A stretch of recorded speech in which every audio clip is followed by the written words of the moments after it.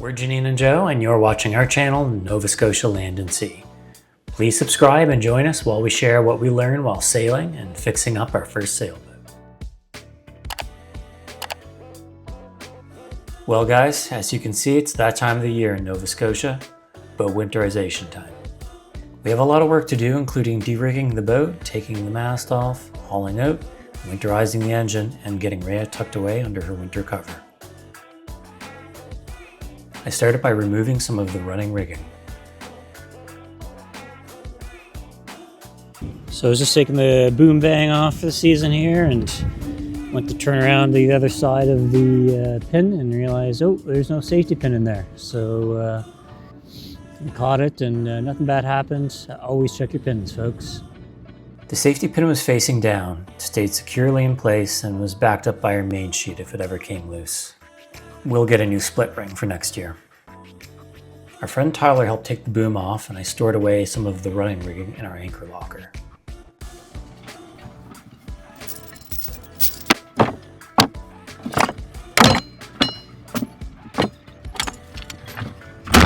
Finished up the derigging by removing the dodger and then the davits. Check with your yacht club for their haul-out requirements. Our yacht club specifies that you need to remove davits, dodgers, barbecues, etc. before your boat gets hauled out. We took all the bedding and the cushions out of the boat. They're guaranteed to get mildewed if left on board all winter. This also leaves extra space on the boat for storage. Good morning, everyone. Today is a sad day at the club because we are taking our mast off the boat in preparation to haul out tomorrow. Yeah, we got the sails off a couple days ago. Early, there was a storm coming through, so we got that out of the way. Did a lot of the de-rigging yesterday and today. It's the last step, take the mast off. Tomorrow, haul out. Yeah, this is the end, but we're gonna have lots of fall projects to work on, so we'll be busy. It's a long list. Yeah. We have a mast crane at our club, which we had a reservation for, so we started by moving Rhea to the service dock. Your club may be different, so be sure to check ahead and plan accordingly. You need some extra hands for this job, 3 to 6 depending on the size of the mast. We had 4, including Tyler, who has experience. We hoisted Janine halfway up the mast so she could wrap a strap around our upper spreaders and connect to the crane. After disconnecting our furler and the shrouds, the mast was free. We slowly lowered it onto a transportation stand and rolled it over to the club's mast racks. Newbie tip for leaving the dock. If you're working with an awkward spot, you can gently guide the boat towards the direction you want to go. We couldn't reverse here because of shallow water, so Janine gave us a little push.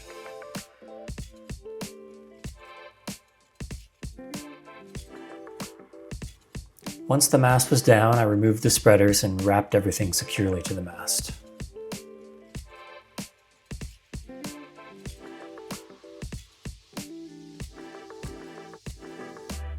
I know there's a better way to do this wrap, but I was in a hurry, so I'll learn this next year.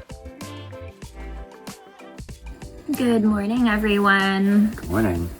This is our haul out day. Sad. Yeah. Although it's very frosty and cold this morning, so it's definitely time. Yep, we're gonna just do a little pump out of our holding tank and get over by the lift out crane, and we should be good to go by 10 or so this morning. One guy here says there's not a whole lot of growth on the boats this year, so hopefully not a whole lot of pressure washing. Yeah, we'll see. We're gonna haul the boat out, they'll get it up on the slings, and we'll pressure wash it, and then they'll move it over to our cradle, and it'll be in their yard for us to do some work on. And that's the plan. That's it. Our club uses a travel lift that picks up the boat, drives it ahead, and lowers it onto its cradle. There's something nerve-wracking about trusting this lift to pick up your boat, but it handles boats far heavier than ours. Your boat should have markers indicating where the straps should go.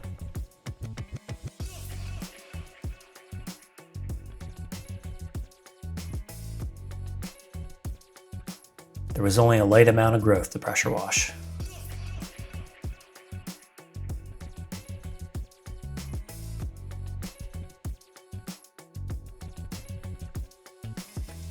Another machine picks up the cradle and moves the boat throughout the yard. Once Rhea was found a home for the winter, I gathered the boom and the dodger to store on the cradle.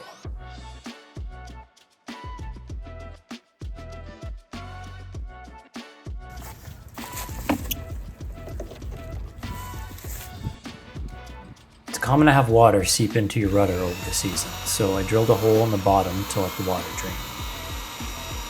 I'll plug it with epoxy before next season. I gave the prop and shaft a rough scrape for now. Next year we'll polish it and maybe use some prop guard to reduce the growth. It was pretty thick.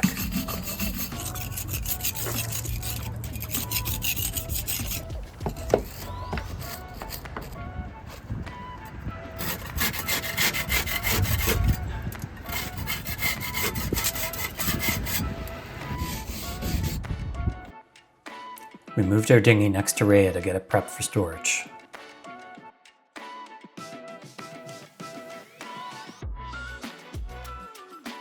Hi everyone, it's a cool fall day here in the yard. Finally got the dinghy up on land, got the pressure washer hooked up. We're going to try and give it a nice little clean and then deflate it and pack it up for the season. Once I took the oars off, I stood the dinghy up to clean the bottom.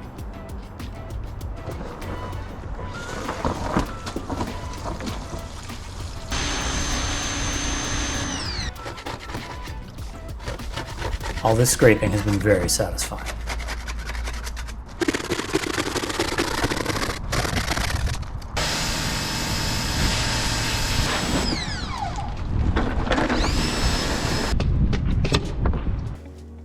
I removed the aluminum floor next. You need to partially deflate the dinghy to get the pieces loose.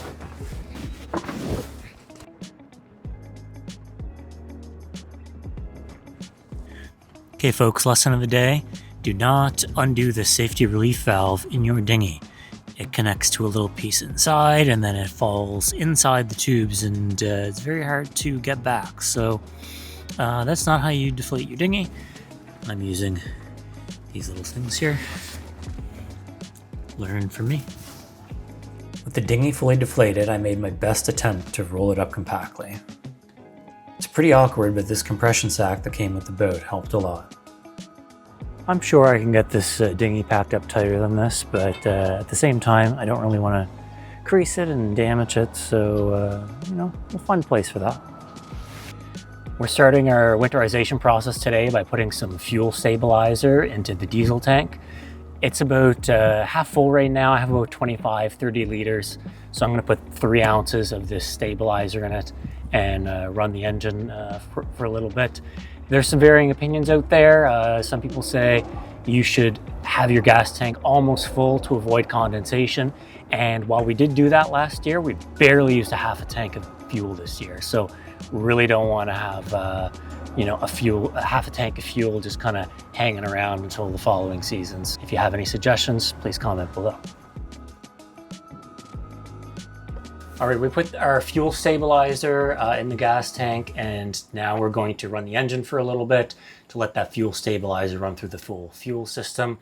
To do that, since we're on the hard, we need to make sure that there's water running through the engine. So what we have here is a bucket, a hose, we're going to fill that up with water, and then you need to locate the impeller on your engine. Ours happens to be right here. And normally it draws water from a seacock, but today we're going to disconnect this hose here.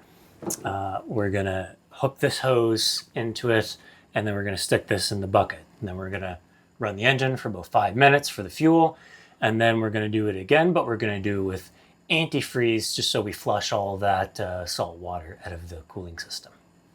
You might get a little bit of water when you pull off the hose to your impeller, and that's okay. I'm going to use this clamp. I don't have an extra one to make sure nothing comes loose in the middle of doing this. There we go. And that's it. Simple as that.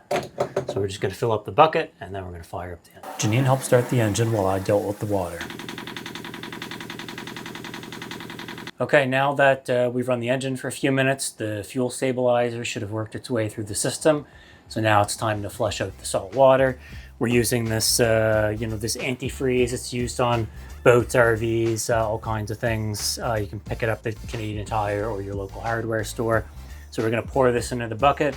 We're gonna fire up the engine again, let it suck it up until we start seeing this pink color coming out of the exhaust port, and then she's gonna be all winterized. And don't worry, this stuff is environmentally friendly. This is what it's for. So let's pour it in now. On a side note, I had to pour some antifreeze directly into the hose to prime it and get the flow started.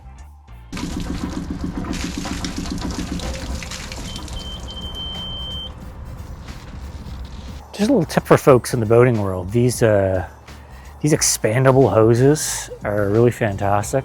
They expand up really well and then shrink down when there's no water pressure in them. Highly recommend having one of these for your boat. Also, just a side note about the holding tank and our water tank. We emptied the holding tank, we pumped it out right before we hauled out, and we also drained pretty much all of the water from the from the water tank as well. So we're just doing this as an extra precaution in case there is any water left in the lines. We ran each tap, hot and cold, as well as the bilge pump and the toilet to get the antifreeze through all the plumbing. The hot water takes longer due to its holding capacity.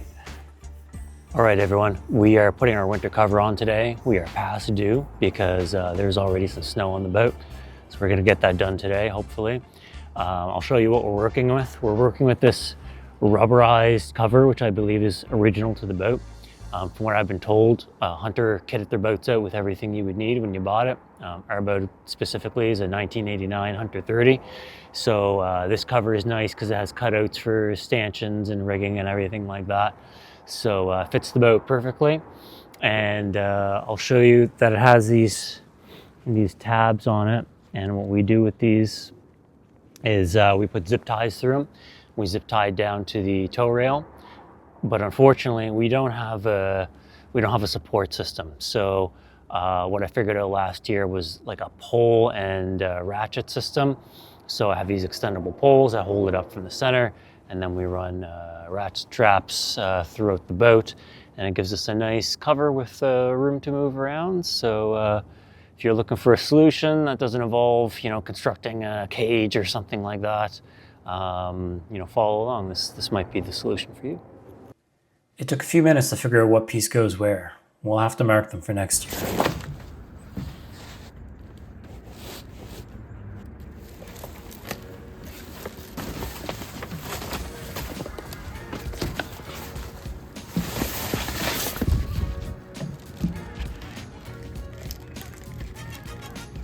I started on the bow and began zip tying the first half of the cover to the tow rail.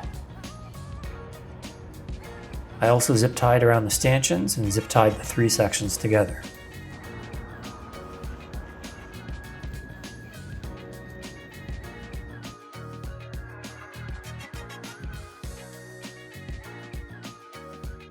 Okay, we're pretty well set to finish putting our winter cover on. Have the front half zip tied. We have our extension poles ready to go here. These just kind of twist and lock into place. And then we have a little bit of lumber to put underneath if they're not high enough. And then we have the ratchet straps, which will kind of be strung between and to the tow rails, and it'll create a nice little structure for us. Hello. Hello. We are just about to head over to the boat, and we're gonna put the winter cover on. Joe is there this morning getting it started. I'm actually not feeling that well. I have a migraine, but we're determined that we're gonna do this and we're gonna get it done because it's going to snow on Monday. Yep, there's already snow on the boat. She doesn't know that, but she's about to. Great.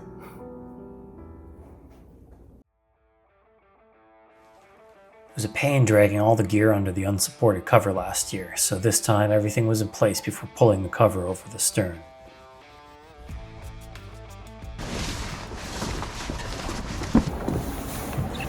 All right, we have all the zip ties on the boat behind us. And now we're going to put the stands up to make the inside of the cover tent so that snow will slide off of it. Yeah, we'll kind of pitch it up right in the middle. That's where we'll put all the poles, and then the ratchet straps will come off of them and go to the sides. Yep. Let's do it. It might not look as clean as other boat covers, but it worked really well last year and kept the snow off the boat. Welcome to Under the Cover. And this is the system that we have. So stands go in the center of the boat here. And now Joe is attaching the ratchet straps. They're going to be attached to the tow rails, to the tow rails and then to each other. And that is what holds the cover up. It's almost like I've spent dozens of hours figuring out how to do this because it actually goes smooth right now, but last year it did not go smooth. No, I think Joe came back here like 10 times to make adjustments and change how this was set up. But now we have it pretty well figured out, and we'll still be able to do work on the boat because we have room to move around, and this shouldn't blow out of place or anything in the bad weather. We're almost done. Our big blue tent is up. We are ready for snow. Hi everyone, if you've made it to the end, thanks very much. We appreciate you. Ray is safely tucked away under her winter cover. There's a couple odds and ends you wouldn't have seen us do, like changing the oil in our engine. We're gonna do that in the spring, as well as winterizing our dinghy motor. And we pretty much followed the same process for that as we did our inboard engine. Yes, and we have lots of projects upcoming that you're going to be seeing. We are taking a quick break for the holidays, but we will be back in January with new content for you all. Thank you all for watching again. Please subscribe and happy holidays. Happy holidays. Thanks again.